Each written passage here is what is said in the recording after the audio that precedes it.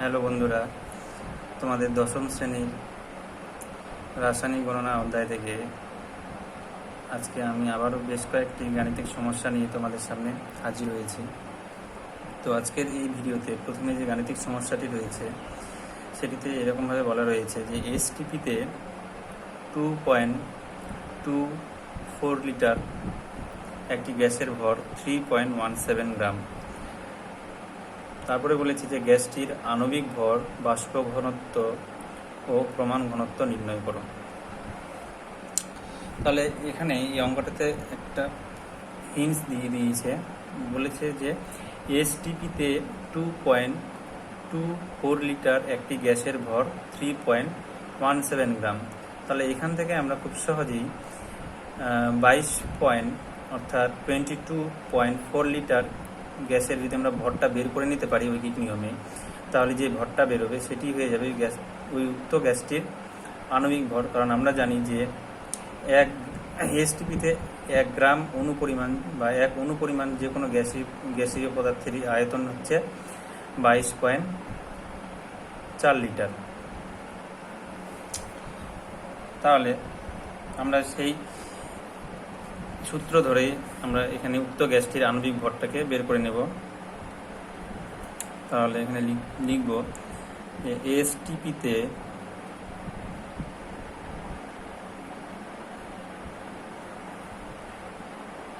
2.24 litre গ্যাসটির ভর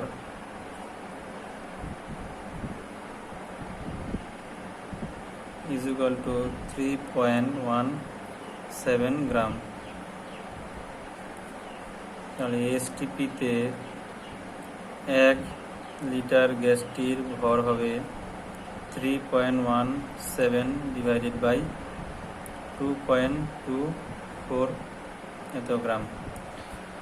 তাহলে এসটিপিতে 1 গ্রাম অনুপরিমাণ, তাহলে 1 গ্রাম অনুপরিমাণ গ্যাস মানে হচ্ছে তার আয়তন হচ্ছে 22.4 লিটার গ্যাসটির ভর হবে। তাহলে যে এখন যে ভরটা বেরোবে সেটি হয়ে যাবে উক্ত গ্যাসটির আণবিক ভর।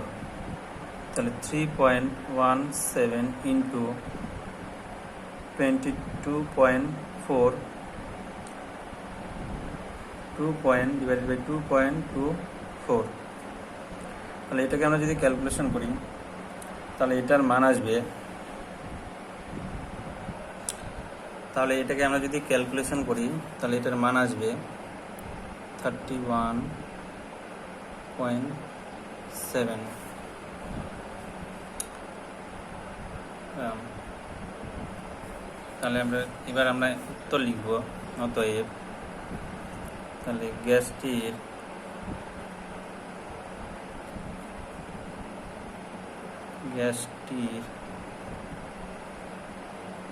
আণবিক ভর is equal to 31.7 gram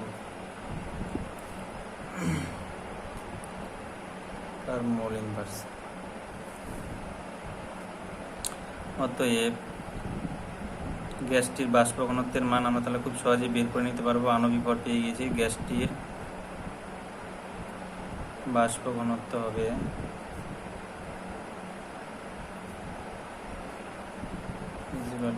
31.7 divided by 2, কারণ আমরা জানি আণবিক গুরুত্ব বাষ্প ঘনত্বের দ্বিগুণ। তাহলে বাষ্প ঘনত্ব হবে আণবিক গুরুত্ব বা আণবিক ভর ডিভাইডেড বাই 2। তাহলে এটাকে যদি আমরা ভাগ করি তাহলে হবে 15.85।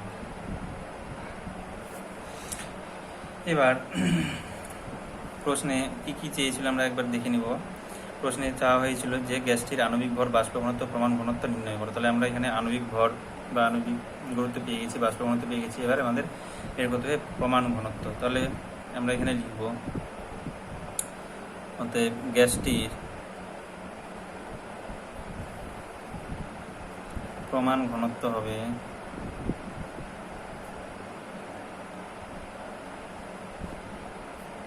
is equal to, তাহলে গ্যাসটির প্রমাণ ঘনত্ব, এবার প্রমাণ ঘনত্বের যদি আমরা এক্সপ্রেশনে যাই অর্থাৎ গাণিতিক ফর্মে যাই, তাহলে আমরা জানি যে প্রমাণ ঘনত্ব গ্যাসটির বাষ্প ঘনত্ব ইন্টু 0.089 গ্রাম। তাহলে এখানে গ্যাসটির প্রমাণ ঘনত্ব গ্যাসটির বাষ্প ঘনত্ব ইন্টু 0.089 গ্রাম। তাহলে বাষ্প ঘনত্বের মান আমরা পেয়েছি এখানে 15.85। তাহলে এখানে মান বসাবো 15.85 ইন্টু 0.089। প্রমাণ ঘনত্বের একক হচ্ছে গ্রাম পার লিটার ইনভার্স বা গ্রাম পার লিটার। তাহলে এটাকে যদি আমরা এখানে ক্যালকুলেশন করি তাহলে এটার মান আসবে 1.41। একক হবে গ্রাম অবলিক লিটার বা গ্রাম और গ্রাম পার লিটার ইনভার্স।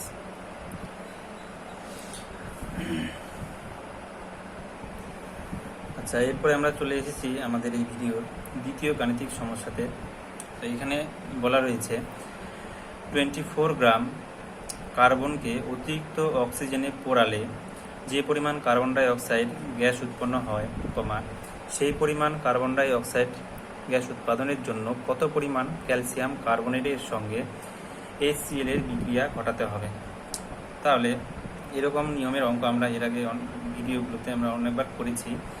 তো এখানে এই গাণিতিক সমস্যাটি মূলত দুটি পর্বে বিভক্ত বা দুটি পার্টে বিভক্ত। প্রথম যে পার্টটা রয়েছে সেটা হচ্ছে এখানে বলেই দেওয়া রয়েছে যে কার্বনের সঙ্গে কার বিক্রিয়া, অক্সিজেনের বিক্রিয়া, এবং তারপরে যে বিক্রিয়াটির কথা বলা রয়েছে সেটা হচ্ছে ক্যালসিয়াম কার্বনেটের সঙ্গে HCl এর বিক্রিয়া। তাহলে এখানে আমরা লিখব যে প্রথম বিক্রিয়া। আমরা জানি আগে প্রথমে এই রাসায়নিক গণনা অধ্যায়ের গাণিতিক সমস্যাগুলোতে প্রথমে আমাদেরকে কী করতে হয়, গাণিতিক সমস্যাতে গিয়ে প্রথমে রাসায়নিক বিক্রিয়াটিকে আইডেন্টিফাই করা এবং সেই রাসায়নিক বিক্রিয়াটির সমতা বিধানযুক্ত সমীকরণটিকে লিখে ফেলা। তাহলে প্রথম রাসায়নিক বিক্রিয়া আমরা লিখে ফেলব, প্রথম রাসায়নিক বিক্রিয়া।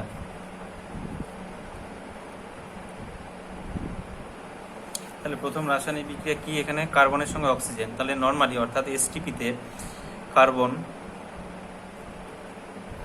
অক্সিজেনের সঙ্গে বিক্রিয়া করে উৎপন্ন করে কার্বন ডাই অক্সাইড গ্যাস। তাহলে এখানে এক্ষেত্রে পদার্থের উপাদান মৌলগুলির পারমাণবিক ভর বলা নেই। আমি এখানে ইচ্ছা করেই বলিনি, কারণ আমরা এর আগের ভিডিওতে বহুবার এই পদার্থের উপাদান মৌলগুলোর পারমাণবিক ভর সম্বন্ধে পরিচিত হয়েছি বা আমরা জেনেছি। তাহলে এখানে আমাদের কি কি পদার্থের উপাদান মৌলের পারমাণবিক ভর কাজে লাগবে। এখানে লাগবে কার্বনের পারমাণবিক ভর হচ্ছে বা গ্রাম পারমাণবিক ভর হচ্ছে 12 গ্রাম। তাহলে আমরা এখানে কার্বনের এখানে 1 মোল পরিমাণ কার্বন রয়েছে, তাহলে এখানে শুধুমাত্র কি হবে, 12 গ্রামই হবে। আর আমাদের এখানে আণবিক ভর বের করতে হবে কার্বন ডাই অক্সাইডের।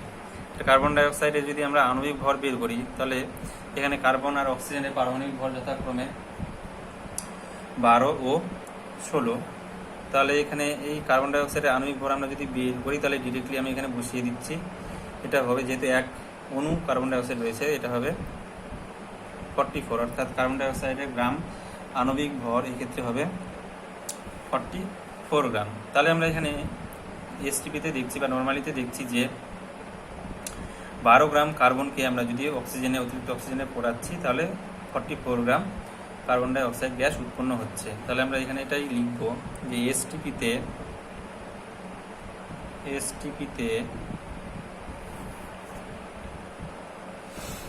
এসটিপিতে 12 গ্রাম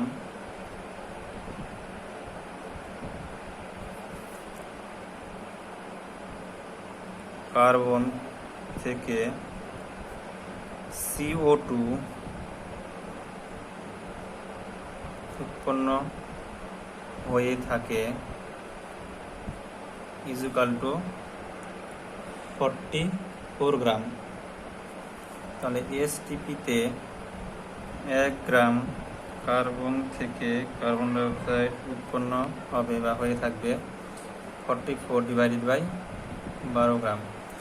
এখানে প্রশ্নে এখানে কত গ্রাম কার্বনকে অতিরিক্ত অক্সিজেনে পড়াতে বলেছে? 24 গ্রাম বা 24 গ্রাম। তাহলে এসটিপিতে 24 গ্রাম কার্বন থেকে কার্বন ডাইঅক্সাইড উৎপন্ন হবে বা হয়ে থাকবে is equal to 44 into 24 divided by 12 এত গ্রাম। তাহলে এটাকে আমরা যদি ক্যালকুলেশন করি, এটা 2 দিয়ে কাটবে, is equal two 88 gram CO2। তাহলে আমরা এখানে বের করে নিয়েছি যে এই 24 গ্রাম কার্বনকে আমরা যদি অতিরিক্ত অক্সিজেনে পড়াই তাহলে কি পরিমাণ কার্বন ডাইঅক্সাইড গ্যাস উৎপন্ন হচ্ছে? 88 গ্রাম কার্বন ডাইঅক্সাইড গ্যাস উৎপন্ন হচ্ছে। তারপরে যে পার্টটা বলেছিল যে সেই পরিমাণ, অর্থাৎ এই 88 পরিমাণ আমরা যদি এবার কার্বন ডাইঅক্সাইড গ্যাস উৎপন্ন করতে চাই তাহলে কি পরিমাণ বা কত পরিমাণ ক্যালসিয়াম কার্বনেটের সঙ্গে HCl এর বিক্রিয়া ঘটাতে হবে। তাহলে এবার আমরা প্রবেশ করব আমাদের এই গাণিতিক সমস্যার দ্বিতীয় পর্বে। তাহলে এখানে আমাদের লিখতে হবে দ্বিতীয় রাসায়নিক বিক্রিয়া। তাহলে দ্বিতীয় রাসায়নিক বিক্রিয়া কি? এবার এক্ষেত্রে ক্যালসিয়াম কার্বনেটের সঙ্গে CaCO3 এর সঙ্গে HCl এর বিক্রিয়া। তাহলে এখানে উৎপন্ন হবে এই ক্ষেত্রে ক্যালসিয়াম ক্লোরাইড CaCl2 উৎপন্ন হবে কার্বন ডাইঅক্সাইড গ্যাস এবং সঙ্গে উৎপন্ন করবে 1 অণু পরিমাণ জল। তাহলে এক্ষেত্রে এই রাসায়নিক বিক্রিয়াটি সমতা বিধান করাই রয়েছে, এই নতুন করে আর এই রাসায়নিক বিক্রিয়াকে সমতা বিধান করার কোনো প্রয়োজন নেই। তাহলে এবার এই ক্ষেত্রে আমরা আণবিক ভর বা সংকেত ভর বের করব এই রাসায়নিক বিক্রিয়ার পদার্থগুলোর, কিন্তু সমস্ত পদার্থের আবারও বলছি এখানে আণবিক ভর বা সংকেত ভর বের করার প্রয়োজন নেই। প্রশ্নে যে সমস্ত পদার্থের কথা এখানে উল্লেখ করা রয়েছে, অর্থাৎ এখানে উল্লেখ করা রয়েছে ক্যালসিয়াম কার্বনেট এবং HCl, শুধুমাত্র আমরা সেই সমস্ত পদার্থেরই এক্ষেত্রে বা এসটিপিতে বা এই রাসায়নিক বিক্রিয়ার ক্ষেত্রে আণবিক ভরটা বা সংকেত ভরটা বের করব। তাহলে ক্যালসিয়াম কার্বনেট, ক্যালসিয়ামের পারমাণবিক ভর 40, কার্বনের 12, অক্সিজেনের 16, ওই জন্য 3, যেহেতু 3টি অক্সিজেন পরমাণু রয়েছে এখানে 3 × 16 ইজ ইকুয়াল টু এটা আসবে 100 গ্রাম। এবং এক্ষেত্রে আমরা যদি কার্বন ডাইঅক্সাইডের 1 অণু পরিমাণ কার্বন ডাইঅক্সাইড, তাহলে 1 অণু পরিমাণ কার্বন ডাইঅক্সাইডের আণবিক ভর আমরা এখানে একবার বের করে নিয়েছি, তাহলে ডিরেক্টলি এখানে বসিয়ে দিব 1 অণু পরিমাণ কার্বন ডাইঅক্সাইডের গ্রাম আণবিক ভর ইজ ইকুয়াল টু 44 গ্রাম। তাহলে আমরা এখন এসটিপিতে এই রাসায়নিক বিক্রিয়ার ক্ষেত্রে কি দেখতে পাচ্ছি যে এই 44 গ্রাম কার্বন ডাইঅক্সাইড উৎপন্ন করতে গেলে আমাদেরকে এখানে কি পরিমাণ ক্যালসিয়াম কার্বনেটের সঙ্গে HCl এর বিক্রিয়া ঘটাতে হচ্ছে? 100 গ্রাম ক্যালসিয়াম কার্বনেটের সঙ্গে HCl এর বিক্রিয়া ঘটাতে হচ্ছে। তাহলে এটাকে আমরা এখানে এবার ভাষায় লিখব এসটিপিতে 44 গ্রাম কার্বন ডাইঅক্সাইড উৎপন্ন করতে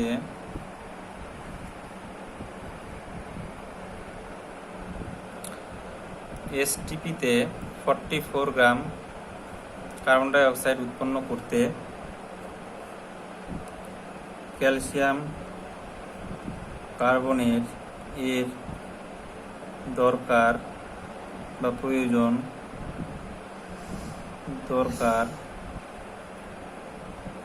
ইজ ইকুয়াল টু 100 গ্রাম।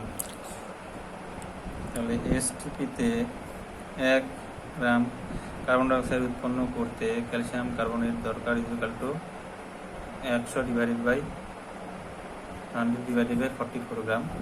এবার তাহলে আমরা এই পরিমাণ কার্বন ডাইঅক্সাইডের জন্য দেখব কি পরিমাণ ক্যালসিয়াম কার্বনেট লাগছে। তাহলে এসটিপিতে